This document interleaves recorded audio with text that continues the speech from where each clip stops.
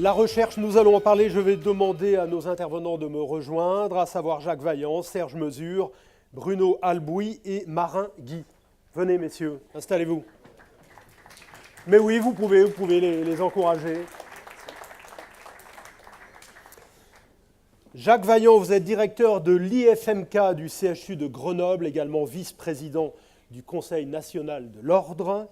À côté de vous, Serge Mesure, maître de conférence, membre du Conseil scientifique du Conseil national de l'Ordre. Vos travaux sont centrés sur la compréhension du contrôle de l'équilibre, de la posture et du mouvement. C'est bien ça. Et kinésithérapeute également. Bruno Albouy, vous êtes là-bas, au bout. Cadre de santé et formateur à l'IFMK de la Croix-Rouge à Bègles. Alors, vous êtes créateur d'un serious game, dont on va parler tout à l'heure pendant quelques minutes. Les serious games qui sont de plus en plus utilisés dans le cadre de la kiné. On y reviendra. Et puis, à côté de vous, Marin Guy, kinésithérapeute également, concepteur d'applications en e-santé, lauréat du prix Espoir en 2014 pour son mémoire de fin d'études, acceptabilité d'une application e-santé par les patients. C'est ça, Marin? On en reparlera tout à l'heure. Bien sûr, les questions de la salle à la fin de cette table ronde. Et puis les tweets, vous pouvez continuer. Hashtag colloque CNOMK 2016. D'abord, Jacques Vaillant, question simple. La recherche est-elle essentielle à l'avenir de votre profession? Donc, si je réponds de manière très synthétique, je dirais oui, mais je pense que vous attendez une réponse un petit peu plus développée, un peu plus argumentée. L'évolution de la profession pendant les 70 ans, en fait, a vu, notamment dans l'enseignement, le passage d'un enseignement basé sur des praticiens experts qui transmettaient leur savoir. Donc, on était, j'allais dire, dans l'esprit du bon artisan qui a un geste sûr et qui va transmettre ce geste. Aujourd'hui, après 70 ans d'évolution, on est à mixer toujours ce savoir professionnel, ce savoir gestuel avec les données de la science. Et ce qu'on souhaite aujourd'hui, c'est un aller-retour permanent entre ce savoir-faire professionnel et les connaissances scientifiques du moment. Serge Mesure, est-ce que couper la kiné de la recherche, c'est l'isoler au niveau international ? Oui, bien sûr. Donc ça aussi, je vais faire la même réponse que Jacques. Je vais un petit peu rebondir par rapport à ça parce que je voudrais aussi, j'en profite un petit peu pour répondre un petit peu à tout ce qui a été dit depuis ce matin. C'est-à-dire qu'en fait, on a entendu beaucoup de gens qui nous incitaient à partir dans ce domaine de la recherche.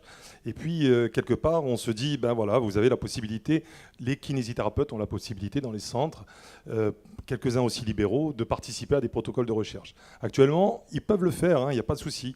S'il y en a qui veulent travailler plus de 90 heures par semaine, ils le font, il n'y a aucun problème. Il n'y a pas beaucoup de reconnaissance, il n'y a pas beaucoup de particularités qui permettent à ces kinés à la fois de développer des projets de recherche et puis de continuer à travailler dans leur profession. Donc c'est un des points majeurs sur lesquels je pense qu'il faut d'abord insister. Faut savoir qu'en tant qu'universitaire, on est très très peu en France. On a créé ce conseil scientifique au sein de l'Ordre pour essayer de développer tout ça. Il n'y a pas de reconnaissance non plus.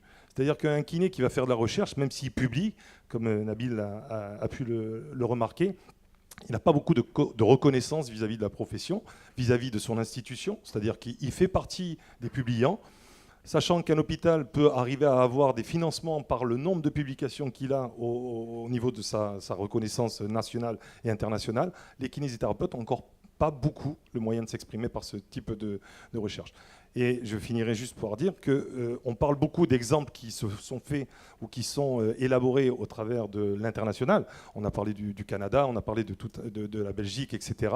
Mais il faut aussi qu'on puisse utiliser ses propres notions, à la fois scientifiques et institutionnelles, et puis les reproduire chez nous. Donc il faut aussi qu'on travaille sur le pôle national et qu'on essaie de voir comment adapter ce qui se fait à l'étranger par rapport à ce qui se fait en France. Mais je reviens un instant sur ma question. Vous dites couper la kiné de la recherche, oui, c'est l'isoler au niveau international, parce que les autres ont beaucoup d'avance en la matière.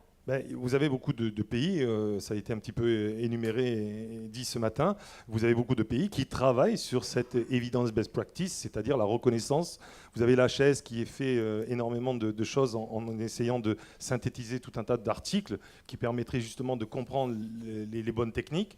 Mais il faut savoir que les Français, c'est les Français.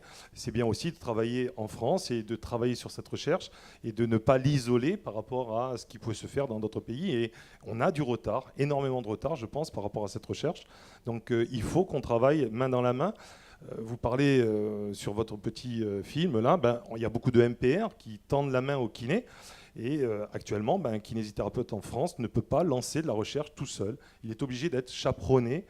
Ce n'est pas tout à fait normal. On a des gens qui sont compétents, qui ont énormément de connaissances, qui ont énormément de capacités, d'investissement, d'envie, de passion. Vous avez des directeurs d'écoles de kinésithérapie qui essayent de développer ces contacts, qui font tout pour la recherche. Je pense que ça, il faut le valoriser. Il faut travailler sur cette recherche en France pour être reconnu au niveau français, mais aussi au niveau international. Il faut concevoir la recherche comme un élément essentiel dans la progression de la profession, au niveau intellectuel, au niveau de la pratique et de la réalisation des actes quotidiens.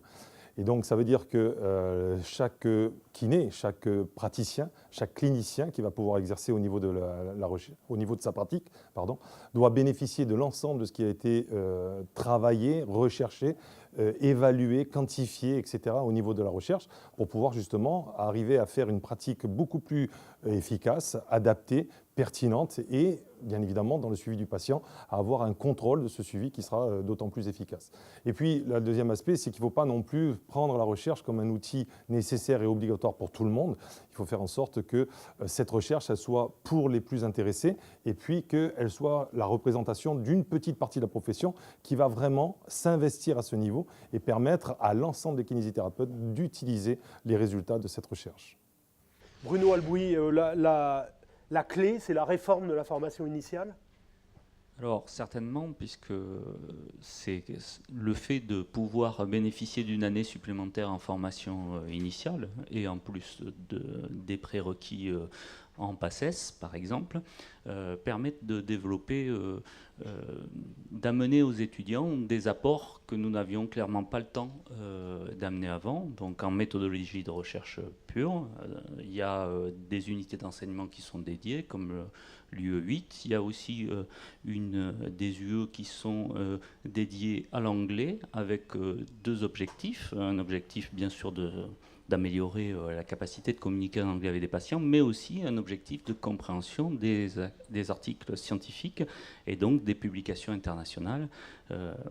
Voilà, donc la formation, cette réforme de la formation arrive à point nommé, car sans elle, je pense qu'il aurait été difficile de former correctement des kinésithérapeutes à la recherche scientifique, en tout cas en formation initiale.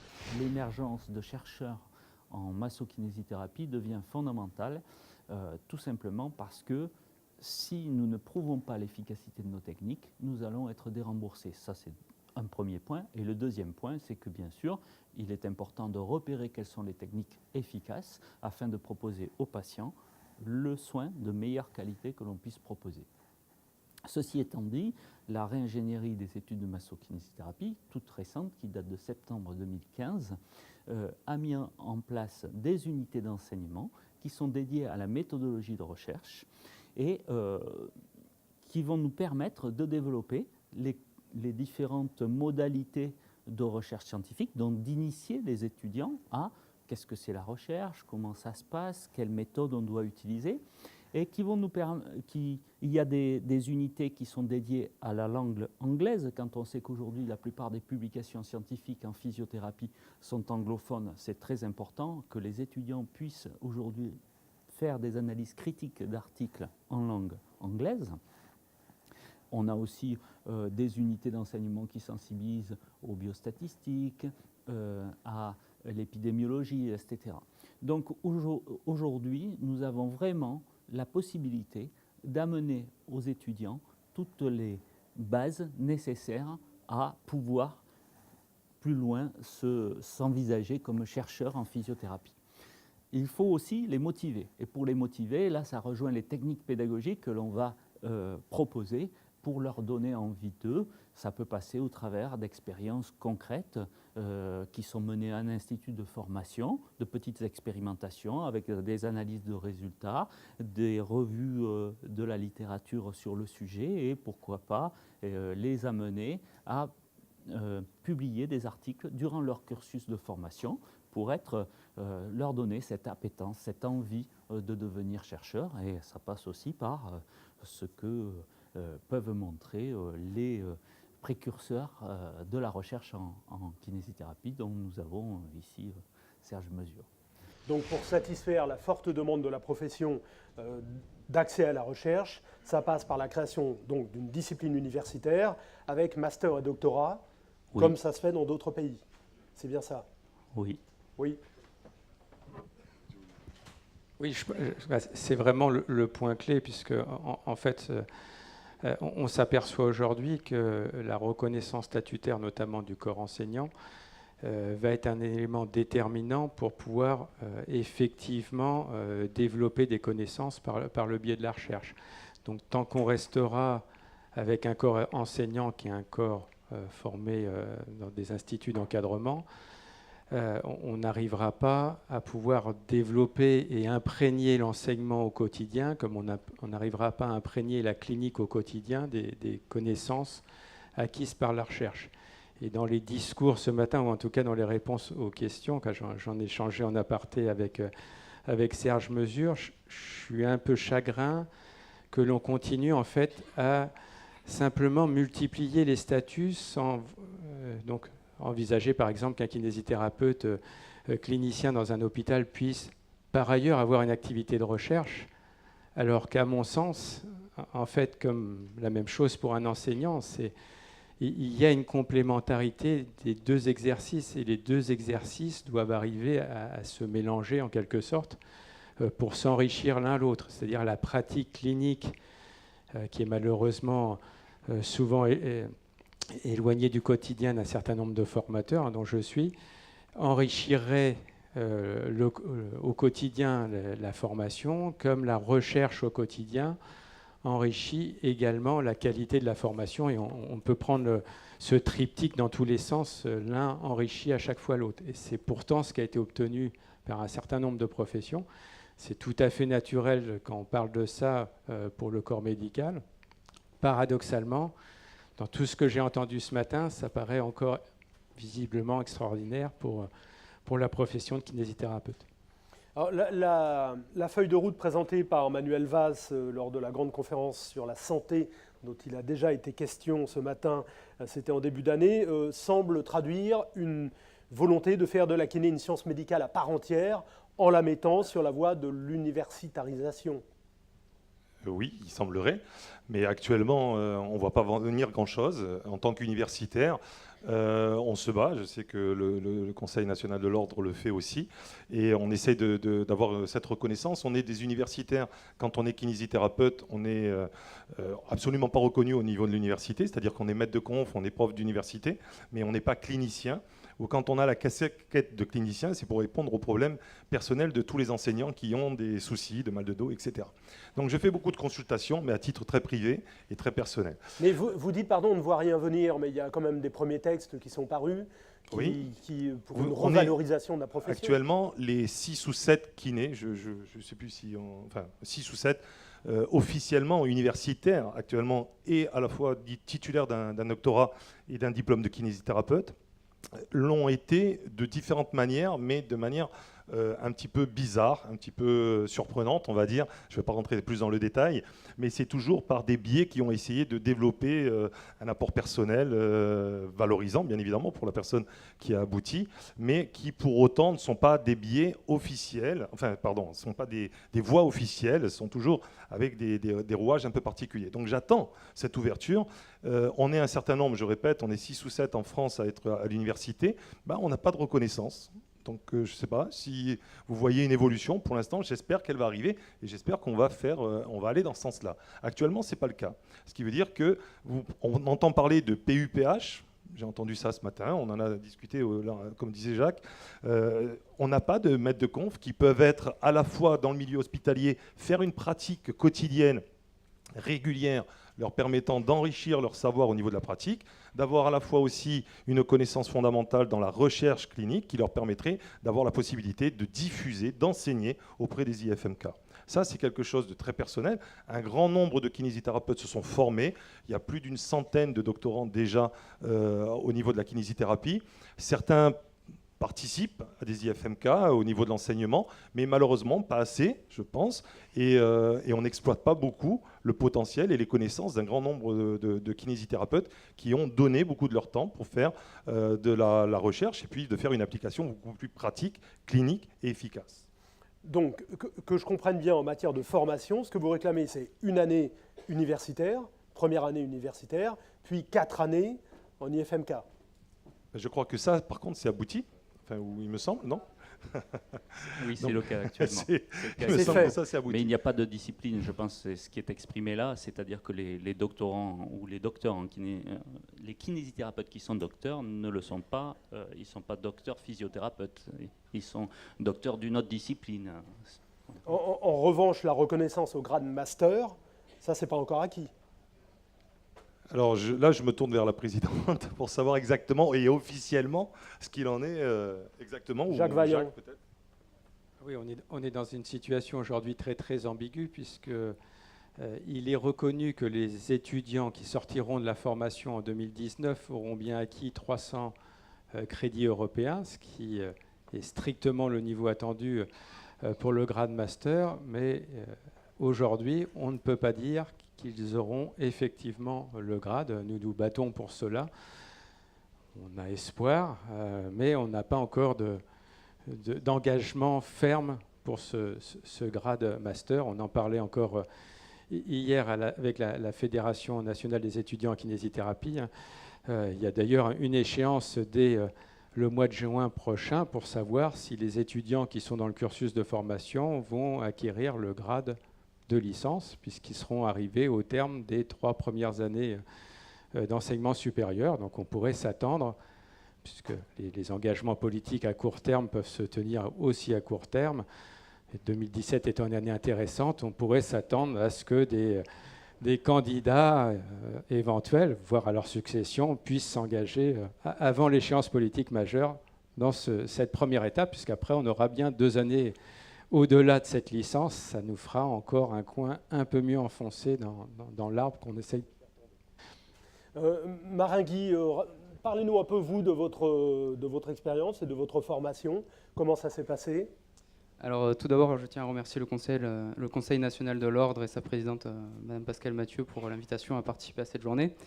Une petite rectification sur la présentation, je ne suis pas concepteur d'application, c'est vraiment juste dans le cadre du mémoire de fin d'études, j'ai réalisé une étude précise sur un type d'application. Vous ne concevez pas encore? Non, ça viendra, mais pas tout de suite. Donc effectivement, lors de la formation, nous avons donc à l'IFMK de Bègles, nous avons été éveillés bien sûr lors de la formation initiale à la recherche, en nous insistant à faire au lieu de faire des cas cliniques, plutôt faire monter des petites expérimentations qui nous permettraient d'ouvrir bien sûr d'autres perspectives au niveau de la profession. Donc je me suis intéressé aux nouvelles technologies, qui est un enjeu majeur pour le futur de la profession. Et c'est dans ce sens que j'ai réalisé le mémoire sur une application précise. D'accord. Et vous continuez vous continuez aujourd'hui dans la recherche? Actuellement, on est plus en train de développer d'autres types d'applications. Bien sûr, en parallèle, il faut évaluer ces applications. Donc nous avons des étudiants qui vont certainement à leur tour réaliser d'autres mémoires, notamment de fin d'études, sur d'autres applications ou sur d'autres aspects de l'application. Par exemple, j'ai testé vraiment l'acceptabilité des patients, savoir si les patients avaient un bénéfice concernant ces nouvelles technologies. Donc le taux d'acceptabilité était très élevé, de 86%. Maintenant, ce serait évidemment intéressant d'étudier les répercussions, notamment médico-économiques.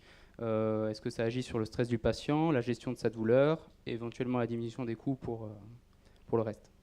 Donc là, si je ne dis pas de bêtises, vous êtes en cours de formation d'un diplôme universitaire anatomie de l'appareil locomoteur. Alors celui-là, il est terminé. Avec un mémoire sur? Un mémoire sur la technique de navigation 3D donc concernant les opérations du rachis. C'est un procédé de navigation qui permet aux chirurgiens d'être assistés par une représentation 3D du rachis du patient pour bien sûr avoir une précision au niveau par exemple du vissage de la vis dans le pédicule et avoir des contrôles réguliers.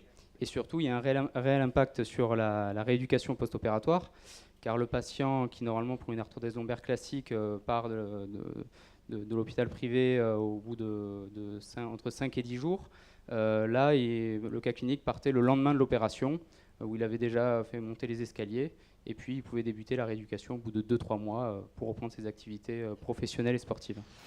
l'e-santé, qui est l'application des technologies de l'information et de la communication appliquées à la santé, est en plein développement et va permettre de résoudre certaines problématiques de notre profession, concernant par exemple les déserts médicaux, le développement des pathologies chroniques.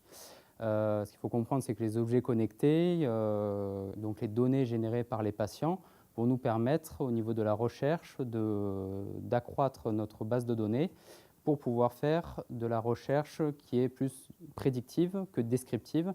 C'est-à-dire qu'au lieu de partir d'une hypothèse, d'une observation et d'une hypothèse et de la vérifier, nous pourrons partir de multiples données pour trouver des corrélations et à partir de ces corrélations avoir des axes et effectivement trouver éventuellement une causalité sur des éléments qui ne nous seraient pas venus à l'esprit au départ. Bruno Albouy, est-ce que la formation, le programme de formation des kinésithérapeutes aujourd'hui correspond à la réalité de l'exercice? Est-ce qu'il est en phase? Pour ma part, je le pense. Mais là, je pense qu'il faudrait plusieurs avis. Je vais demander aussi l'avis de...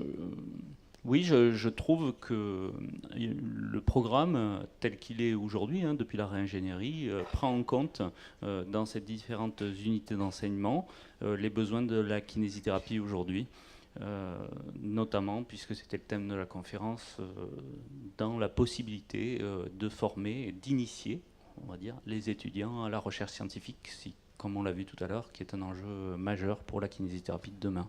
Donc il y a matière à se réjouir. Serge Mesure. Oui, je pense que le travail qui a été fait pour cette réingénierie a été fait d'un commun accord avec énormément de personnes. Je pense au niveau de l'ordre, au niveau des syndicats, etc. Donc il y a eu un travail commun qui a œuvré dans ce sens-là. Donc j'espère que ça correspond tout à fait à ça.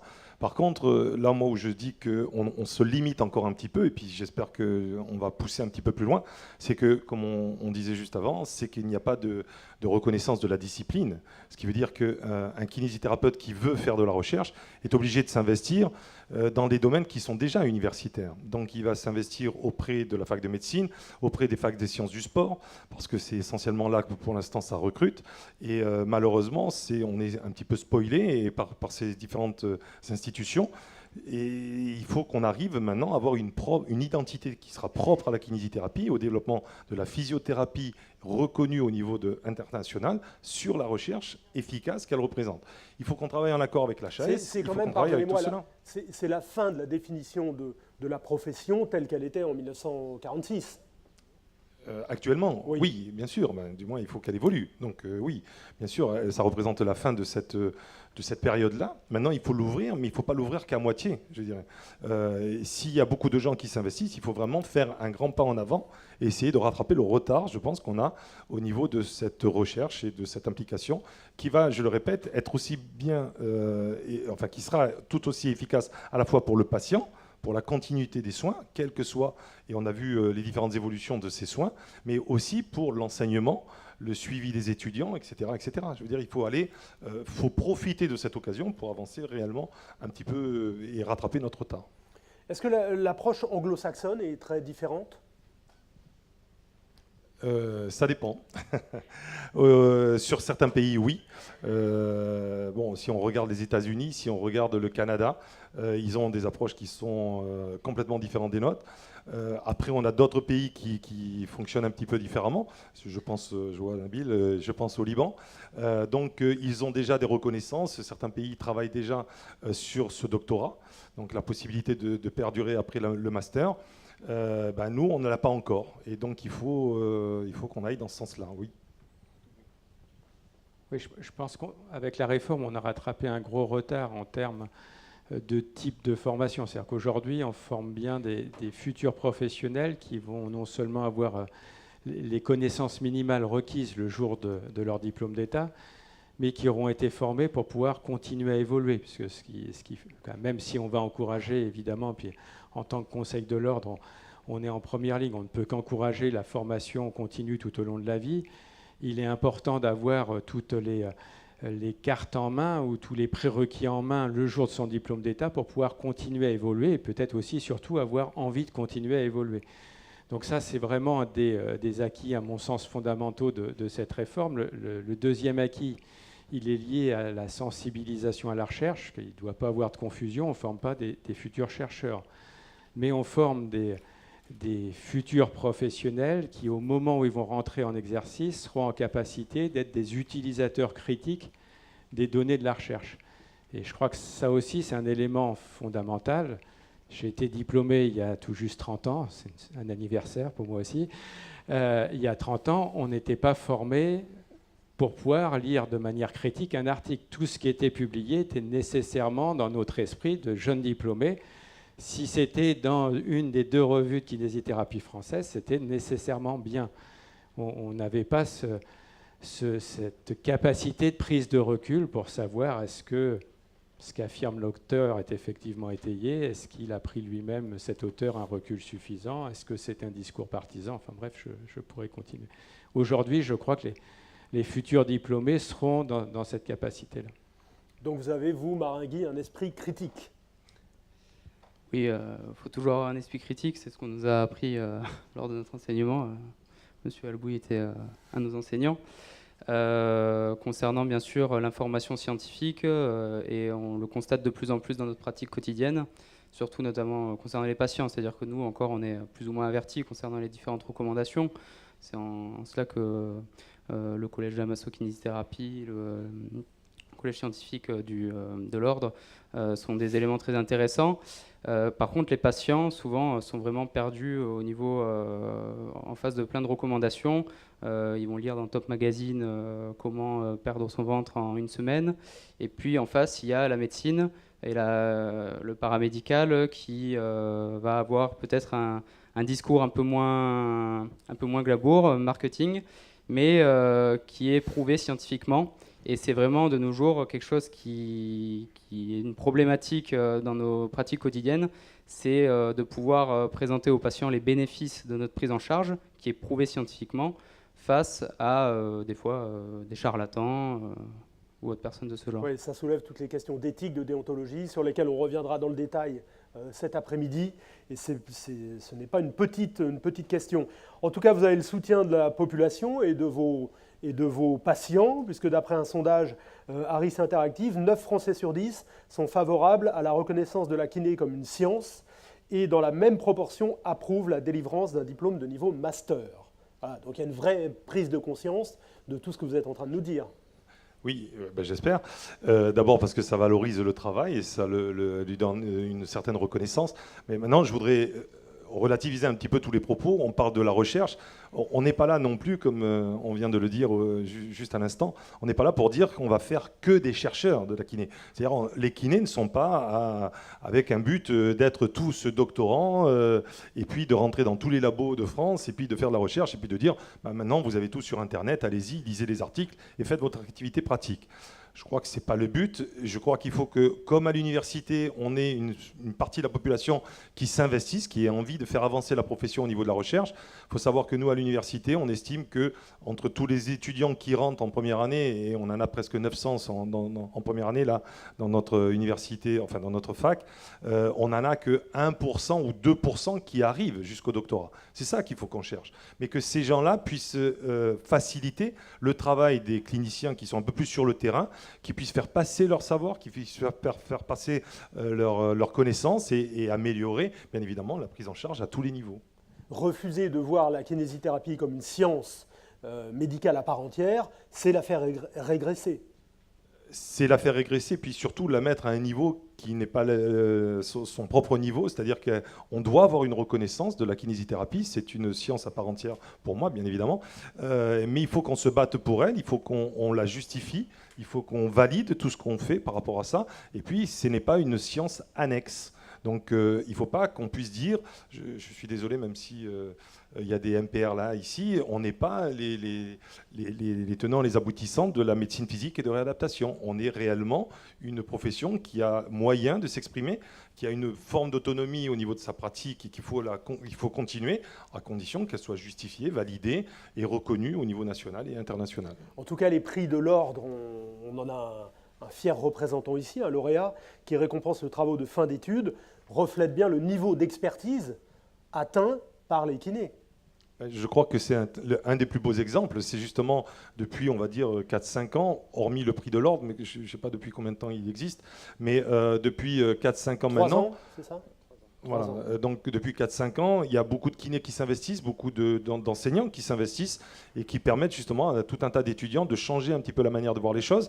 La réforme va faire ça aussi, c'est-à-dire qu'au lieu de 3 ans, on passe à 4 ans plus une année de PACES, parce que je pense qu'elle est très importante aussi à reconnaître. Et donc, ça va permettre l'évolution. Ça va permettre aussi l'arrivée d'articles au niveau national. Ça va permettre, j'espère, de plus en plus la reconnaissance d'articles au niveau international, parce qu'il faut aussi qu'on puisse publier au niveau de l'international. Donc tout ça, bien évidemment, ça va dans le bon sens. Un exemple parmi d'autres qui illustre ce que vous êtes en train de dire, le premier Serious Game européen destiné aux étudiants en physiothérapie. Bruno Albouy, vous y avez travaillé. Expliquez-nous un peu de quoi il s'agit. Oui. Je vais en profiter pour rectifier la présentation parce que je ne suis pas le créateur. Je suis un représentant d'une équipe européenne qui travaille sur ce projet qui s'appelle PETRA, qui comme physiothérapie, training, rehabilitation. Et ce projet, c'est un projet qui a été soutenu par l'IRSS Aquitaine au niveau européen et qui a obtenu un financement dans le cadre d'un partenariat Erasmus+. Les partenaires donc, sont l'Université publique de Navarre, qui est une université espagnole, qui forme aussi des kinésithérapeutes, l'Institut polytechnique de Porto, qui est aussi une école qui forme des physiothérapeutes portugais.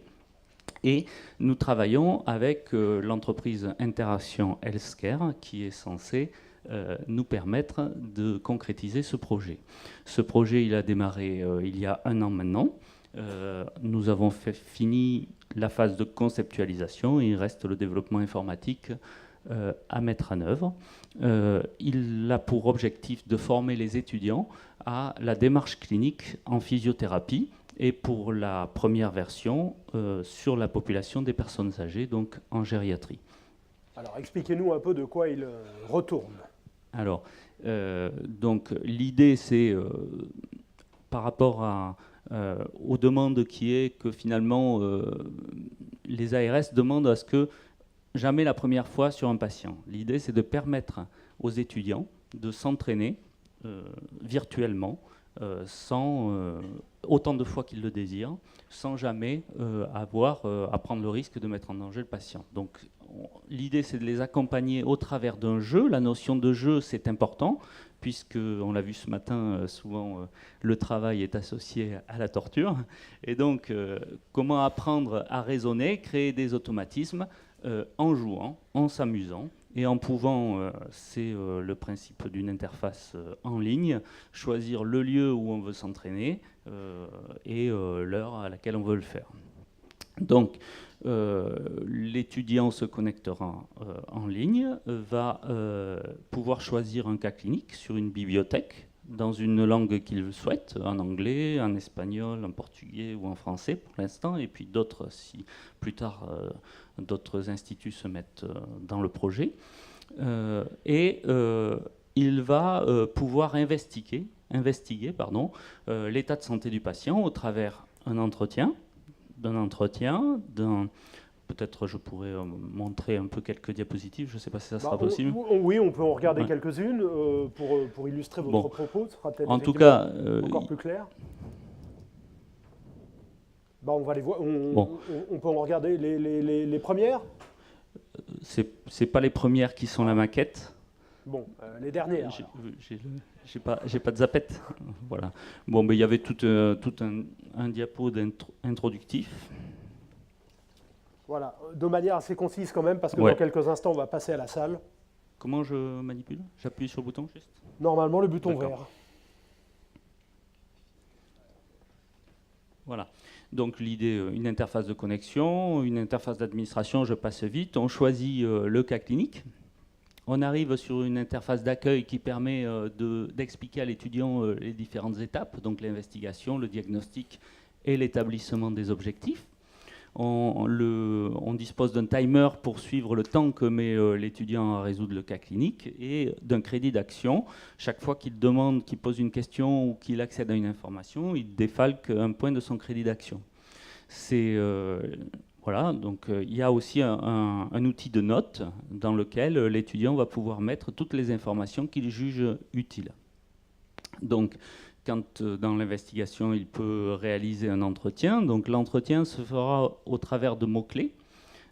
Il rentre des mots-clés et pour l'instant, bien sûr que la simulation vocale pourra faire l'objet de la synthèse vocale d'une version ultérieure, mais pour l'instant, ça se présentera sous la forme d'un chat et les mots-clés donneront accès à un certain nombre de questions et s'il n'y a pas de questions qui apparaissent, il faut soit changer les mots-clés, soit aller un peu plus loin dans la demande avec plusieurs mots-clés.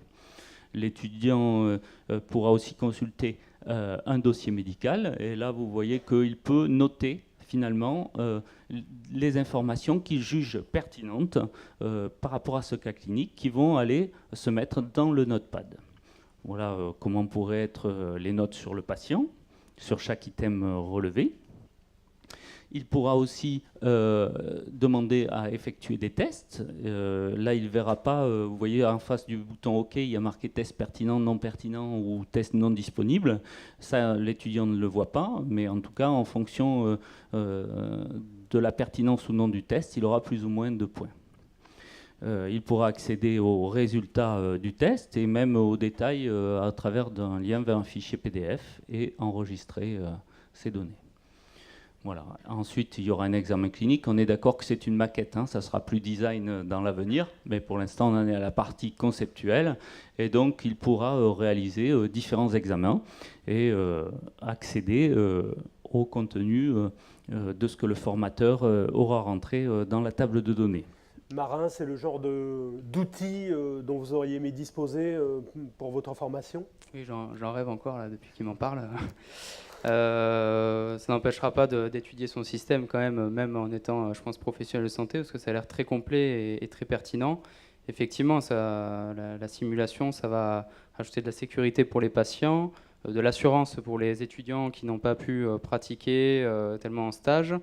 Donc, il n'y a que des bons côtés. Et puis, ça permet d'avoir un contenu, encore une fois, validé avec des tests de référence. Il sera prêt quand, votre Serious Game, Bruno? Alors, on s'est engagé vis-à-vis de l'Union européenne à ce qu'il soit prêt en septembre 2017. Septembre 2017. Et d'ailleurs, nous pensons organiser une compétition européenne sur ce jeu à l'automne 2017. Bien. Vous continuez à travailler sur l'e-santé, hein?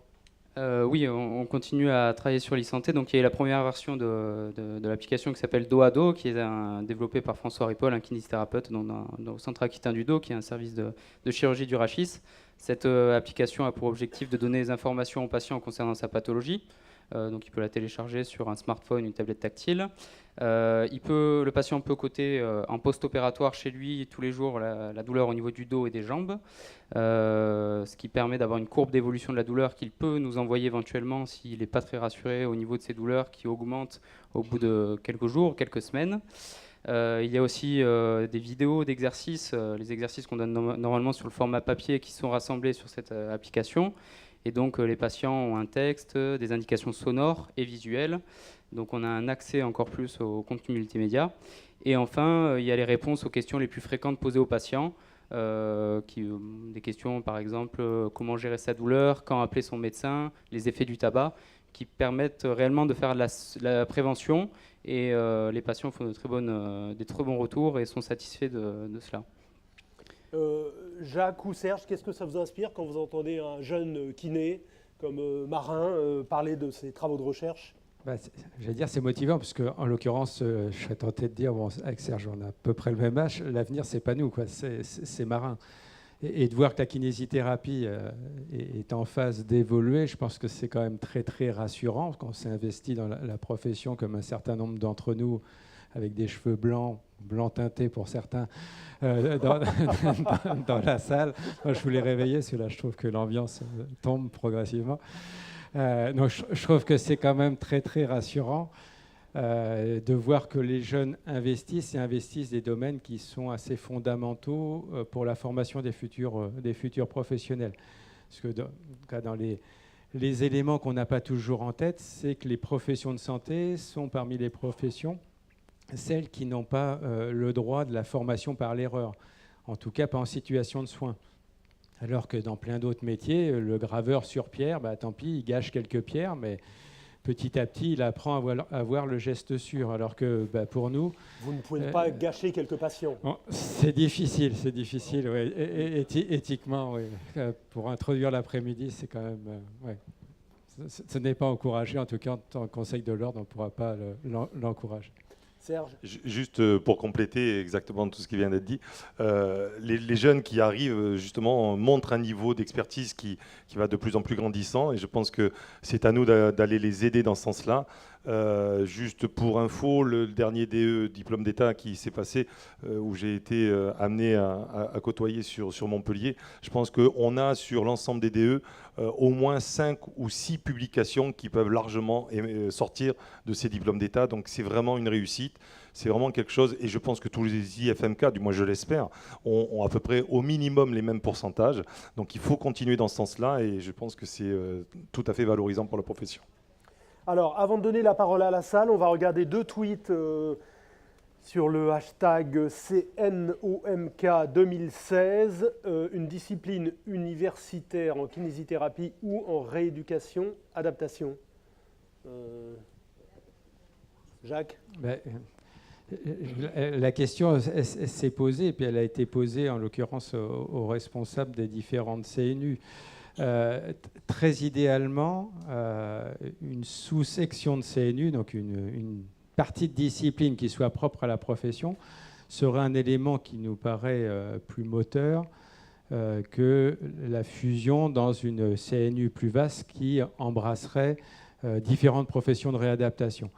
Donc si on veut réellement, je veux dire, autant on va travailler en interprofessionnalité, c'est vraiment pas quelque chose qu'on rejette, qu'il n'y ait pas du tout de confusion, mais au stade où on en est de créer les fondements scientifiques sur lesquels on va devoir appuyer nos actes, il est intéressant de savoir qui on est, d'avoir développé nos propres savoirs pour pouvoir les partager et s'apercevoir qu'un certain nombre, probablement, de ces savoirs sont partagés à plusieurs professions. Donc à ce stade-là, nous sommes, en tout cas à titre personnel, je suis plutôt favorable à une CNU ou une sous-section de CNU ou une sous-section de CNU qui nous soit propre. Bien, un autre tweet, tout de suite, que nous découvrons, créer un corps d'enseignants, chercheurs en kinésithérapie dans une filière universitaire kiné. Serge. Alors, je ne sais pas si c'est une question ou un commentaire. Si c'est une question, bien évidemment, il faut... Proposition, visiblement. Oui, on ne peut être que favorable à ça, je ne sais pas. Depuis tout à l'heure, c'est ce qu'on essaye de dire. Donc, je pense qu'il y a quelqu'un là qui est assez favorable à notre manière de voir les choses. Et c'est réellement ce que l'on cherche, c'est-à-dire avoir une reconnaissance de discipline. Jacques vient de parler du CNU, donc du Conseil national des universités, où on veut avoir une reconnaissance, et c'est à partir de cette reconnaissance qu'on pourra développer l'ensemble de l'universitarisation dont on parle depuis un certain temps là maintenant. Bien, alors, dans la salle, qui souhaite réagir, témoigner, poser une question? Alors, je vais d'abord donner la parole à une jeune femme là-bas, et puis ensuite on reviendra à vous, parce qu'elle n'est pas encore intervenue. Alors... Ah non, c'est pas vous la jeune femme, monsieur. Je suis désolé, je ne suis pas la jeune femme attendue. On est un peu déçus. Non, mais elle avait levé la main la première, on vous la donne juste après en blanc, 2 rangs devant vous. Bonjour madame, levez-vous s'il vous plaît. Bonjour, je suis Coralie, étudiante en 3e année à l'IFMK de Dax. J'avais une question pour vous. Est-ce que pour vous, l'universitarisation de la kiné pourrait permettre de tendre à une sorte de spécialisation des kinés, comme si on pourrait arrêter au bout des maintenant 5 ans d'études et continuer pour se spécialiser en pédiatrie, en réanimation ou en urologie. Et ça pourrait permettre peut-être une meilleure reconnaissance de notre formation à l'hôpital. Mais, en fait, je crois qu'il ne faut pas opposer les choses et opposer des choses qui ne le sont pas. Quand bien même on revendique pour le kinésithérapeute jeune diplômé, donc par définition généraliste, un grade de master, ça n'empêche pas ce même professionnel d'acquérir des compétences complémentaires, une expertise, une spécialité, je ne sais pas comment il faut l'appeler, ça resterait à discuter, mais le mot spécialité est quand même présente certains risques, hein, puisque en tout cas, quand on est spécialiste, on n'exerce plus l'aspect généraliste. Mais en tout cas, dans tous les pays où ça s'est développé, c'est le cas des États-Unis où il y a même un doctorat professionnel en physiothérapie, ça n'empêche pas un certain nombre de professionnels de choisir de travailler dans un domaine d'expertise spécifique reconnu pour lequel ils ont été reconnus et formés par l'université. Bien, merci.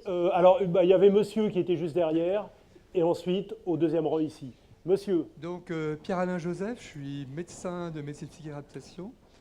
Je voulais tout d'abord remercier l'Ordre de nous avoir invités, puisqu'il y a plusieurs médecins de médecine physique et réadaptation, de MPR ici.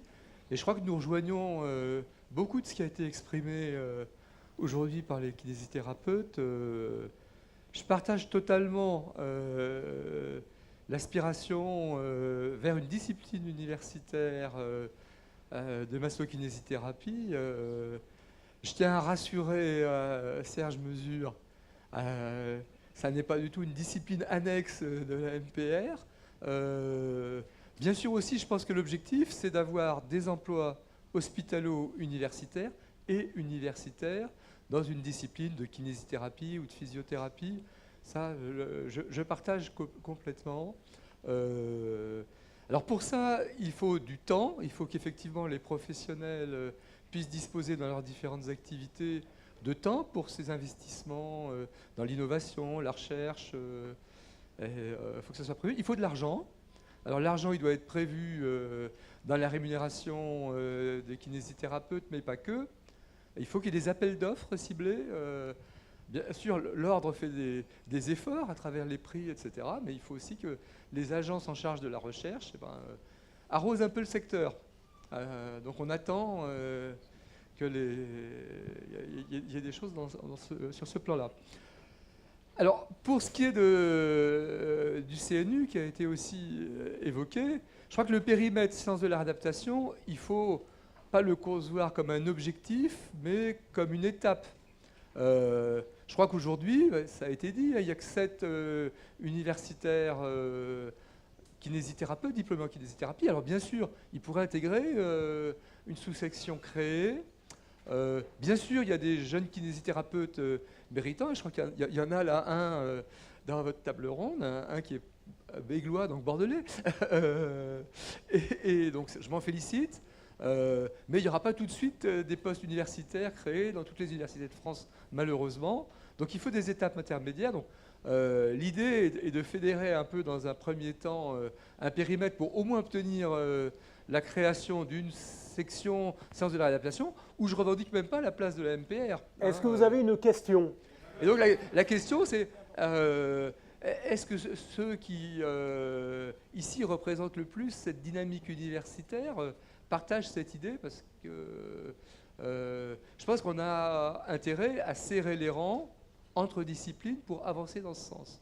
Parce que malgré les promesses politiques, on sait que les choses sont longues à se concrétiser. En tout cas, on était assez encouragés par les conclusions de la grande conférence de santé à la création pour les professions qui étaient les plus avancées, à ébaucher, je prends même la précaution oratoire, ébaucher la création, ça laisse du temps, d'un corps d'enseignants-chercheurs. Là encore, je redis ce que j'ai dit un instant. Je pense que la profession de masseur-kinésithérapeute, de par son nombre, j'allais dire de par, quand bien même les anciens processus de sélection étaient discutables, a la chance d'avoir eu depuis au moins une dizaine d'années, je pense bien plus, des professionnels qui ont été sélectionnés avec des étudiants qui sont devenus des professionnels qui ont été sélectionnés avec un très bon niveau et une très grande potentialité. Il s'avère aujourd'hui, comme le dit Serge, on doit arriver à plus de 100 thèses. C'est un des objectifs du Conseil scientifique, c'est de recenser de manière exhaustive l'ensemble des kinésithérapeutes titulaires d'une thèse d'université exerçant sur le territoire français. On a déjà une centaine de noms, on a des fois du mal à savoir s'ils sont sur le point de soutenir la thèse ou pas. Donc on pense qu'on a un vivier suffisant, ce qui n'est pas nécessairement le cas d'autres professions. Et là, c'est Jacques Vaillant qui parle à titre personnel. Je n'aimerais pas faire subir à d'autres professions ce que nous-mêmes avons subi par l'effet de la masse avec l'évolution des diplômes de cadre de santé ou de directeur des soins, par exemple, où d'autres professions, étant très majoritaires, ont décidé pour nous de qu'est-ce qui allait être bien pour notre avenir, qu'est-ce qui allait être bien comme constitution d'un corps de formateurs. Donc c'est simplement avec cette précaution-là. Après, si les professions considérées, très clairement on va les citer, ergothérapeutes, psychomotriciens, orthophonistes, voient intérêt à travailler avec nous, mais très sincèrement, de par la différence de nombre, je ne suis pas sûr que ces professions soient motivées. Marin. J'aimerais simplement faire une ouverture. Durant toute la présentation, nous avons parlé de la réforme. On va avoir accès à la recherche, donc c'est très important d'en parler. Je pense que pour nous, c'est tout nouveau. La recherche existe depuis bien longtemps et la recherche évolue sans arrêt. Et je pense que c'est important de préciser en quoi les nouvelles technologies vont révolutionner justement la recherche. J'aimerais vous présenter simplement cet aspect-là. Donc comme M. Ferry en parlait, les NBIC, nanotechnologie, biotechnologie, l'informatique avec le big data et les sciences cognitives, donc tout ce qui est intelligence artificielle, se propose pour solutionner des problématiques de santé, l'accès aux soins, les pathologies chroniques qui se développent. Et en solution, on voit émerger des solutions comme la médecine 4P. On pourrait l'appliquer à la kinésithérapie 4P, voire 5P. Donc simplement, cette kinésithérapie 4P ou 5P, c'est tout d'abord une kinésithérapie préventive. C'est-à-dire que de par le développement des objets connectés et des traces que laissent les patients qui veulent bien nous accorder, nous pourrons traiter bien en amont des pathologies et nous pourrons avoir un travail pluridisciplinaire avec d'autres professions. C'est-à-dire que le médecin recueille des données, le diététicien recueille des données, et on sait combien l'alimentation influe sur notre prise en charge thérapeutique, d'où l'importance de cet aspect-là, de la prévention. À titre d'exemple, plus dans le domaine de la médecine et de la psychologie, des chercheurs d'universités aux États-Unis ont permis de faire de la prévention des dépressions simplement en analysant les photos Instagram de comptes de jeunes adolescents par rapport à leur contraste. Voilà. Le deuxième aspect, c'est l'aspect prédictif, c'est-à-dire que nous sommes dans une recherche actuellement explicative. Nous posons une hypothèse pour après mettre en place un protocole d'expérimentation et en déduire des conclusions. Nous allons de plus en plus développer une recherche plutôt prédictive. Nous partirons de beaucoup de données que nous mettrons en corrélation. De ces corrélations sortiront certains actes, et c'est à partir de ces axes-là que nous pourrons étudier un sujet précis. On ne peut pas prétendre tout observer, tout connaître, et les données pourront nous apporter quelque chose à ce niveau-là. Donc on passe d'un phénomène de déduction à un phénomène plutôt d'induction. La troisième chose, le troisième P, c'est la kiné participative. C'est sûr que le développement des objets connectés va permettre de mettre le patient au cœur de la prise en charge thérapeutique. Ce n'est plus un schéma vertical, c'est vraiment le patient qui a ses objets connectés, sa prise en charge, qui le partage aux professionnels de santé, qui se concertent entre eux pour le remettre au centre, le patient. Dernier aspect, la kiné, bien sûr, personnalisée, avec beaucoup plus de données pour pouvoir personnaliser cette prise en charge thérapeutique. Les algorithmes, ce n'est pas de la médecine personnalisée, parce que vous soyez un tel ou un tel, que vous ayez tel contexte environnemental ou un autre, vous aurez le même résultat. D'où l'importance, encore une fois, dans cette nouvelle technologie, d'un traitement par le professionnel de santé. C'est-à-dire que nous aurons les algorithmes qui vont donner pas mal d'informations sur la prévention, la prédiction, et le professionnel de santé, de par son contact avec le patient, va pouvoir interpréter tout ça pour en faire la suite. Dernière chose, le 5e P, et c'est un des plus importants pour cette présentation, c'est la kinésithérapie prouvée. Actuellement, on développe l'evidence-based practice, la pratique basée sur les preuves. Actuellement, le fait de collecter ces données nous permet d'avoir des preuves fiables, un suivi à distance, pas simplement quand on va voir le médecin ou on lui demande l'évaluation de la douleur, ça c'est une chose. On pourra suivre par exemple l'évolution de la douleur sur le long terme, savoir si le patient fait de l'activité physique, suit ses recommandations de nutrition. Et en plus, concernant la sécurité de ces données, il y a des nouvelles technologies comme le blockchain qui se développent et qui permettent d'avoir une fiabilité au niveau des transactions qui sont vraiment sécurisées, décentralisées et donc qui permettent d'écarter tout risque de conflit d'intérêts. Donc il y a vraiment un développement de la recherche qui est en train de sortir. Et je pense que notre kinésithérapie, non seulement elle a l'accès à cette recherche basée sur les preuves plutôt descriptives, mais il faut déjà commencer à réfléchir à ces méthodes de recherche plutôt préventives pour la suite. Merci. L'importance des preuves ou du consensus, on en parlera cet après-midi dans le détail. Oula, beaucoup de mains et peu de temps, donc je ne sais pas si on va pouvoir satisfaire tout le monde. Ce sera la dernière, me dit-on. Donc, allez, 2 dernières, parce que monsieur n'est pas intervenu là-bas. Faites court, s'il vous plaît. Je vais faire court.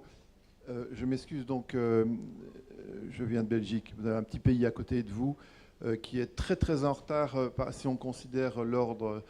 Par exemple, moi je suis épaté de voir, vous avez une chance extraordinaire d'avoir un ordre. Nous on se bat depuis des années, on n'y arrive pas pour des raisons dont je n'ai pas le temps d'expliquer, mais que je pourrais expliquer en off, des raisons sociologiques, de lobbying, politique, etc. Par contre, au niveau universitaire, nous sommes en avance, c'est-à-dire que ça fait plus de 20 ans qu'on a des universités, des profs d'UNIF qui ne sont plus médecins, qui sont kinés, qui font de la recherche, etc.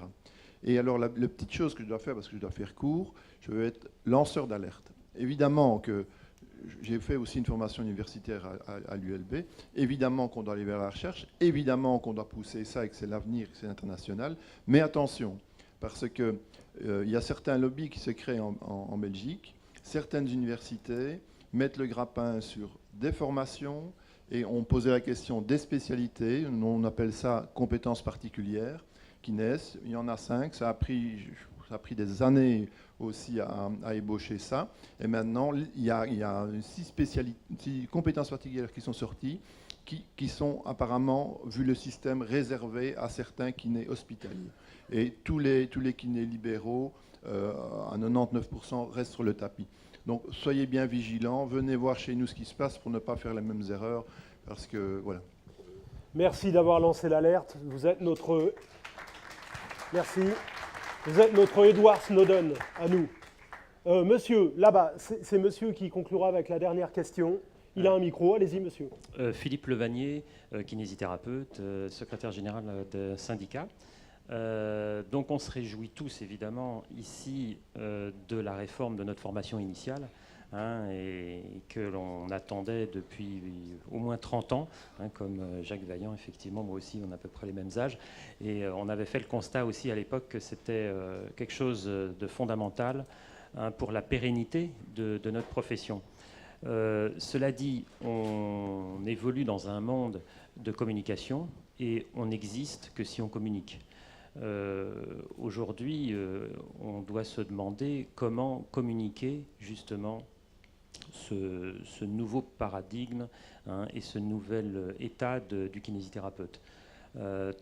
Autant auprès déjà de nos confrères, où beaucoup encore l'ignorent, auprès des autres professionnels de santé avec lesquels on travaille, auprès des patients, auprès aussi même des pouvoirs publics que l'on avait ce matin avec nous. Donc ma question est, quelles sont les idées, quels sont les vecteurs que vous pensez pouvoir utiliser pour justement communiquer ce changement? Bien. Je réponds sous le contrôle de Pascal Mathieu, mais je pense que la constitution du colloque aujourd'hui était tout à fait dans cet esprit. Comme il a été souligné en introduction, on essaye, quand le colloque est relayé en direct, on essaye par les réseaux sociaux, là encore, de faire connaître toutes ces actions. Et s'il y a une récurrence, là encore, dans les différents colloques de l'ordre, mais on sait que ce n'est pas qu'à notre niveau, hein, les syndicats sont aussi impliqués que nous, c'est bien justement pour montrer à la fois la continuité, la volonté et la direction que l'on souhaite propre. Si on prend les 3 derniers colloques de l'ordre, fait à l'Académie de médecine, fait à Nice et aujourd'hui, c'est bien le moyen de montrer le chemin qu'on souhaite tracer. Là encore, je parle vraiment sous le contrôle de notre présidente, mais c'est vraiment montrer cette volonté politique. Et votre présence aujourd'hui ici, bon, vous invitez, parce qu'on était très content de vous inviter, mais on espère bien, là, vous connaissez mon petit côté ironique, on espère bien que vous allez en parler par ailleurs, que les revues de la profession vont en parler, en bien si possible, de manière à pouvoir, là encore, faire connaître au kinésithérapeute qui est effectivement pris par son quotidien que la profession bouge, mais voilà. Pascal ? Alors, tu voulais dire quelque chose, Serge, pardon ? Non, on va... Juste un tout petit mot avant. Oui, vraiment, c'est juste pour vous dire qu'a priori, le conseil scientifique qui essaye d'être un petit peu actif au sein de l'ordre a prévu, je crois, c'est le 15 octobre ou le 17 octobre, une réunion à l'ordre avec l'ensemble des différents responsables, des différentes institutions et autres, justement pour débattre sur ces projets d'avenir de la recherche dans le milieu de la kinésithérapie. C'était juste pour faire un rappel par rapport à ça. Eh bien, moi, je voulais... Vous savez, je suis une éternelle optimiste. Ceux qui me connaissent savent que vraiment, l'optimisme, c'est peut-être ce qui me caractérise le plus. Et je suis ravie de voir et de saluer la présence de Pierre-Alain Joseph et des autres confrères MPR qu'on a vus d'ailleurs dans les vidéos, parce que nous avons, et Pierre-Alain, il est aussi président de section de CNU, et nous avons déjà engagé des discussions, nous nous parlons, nous allons encore nous parler, nous nous retrouvons bientôt d'ailleurs, pour les journées des MPR, et je sais que le dialogue est noué et que cette volonté partagée de recherche ne peut que vivre. Voilà. Merci Pascal, j'aimerais qu'on applaudisse nos intervenants. Merci.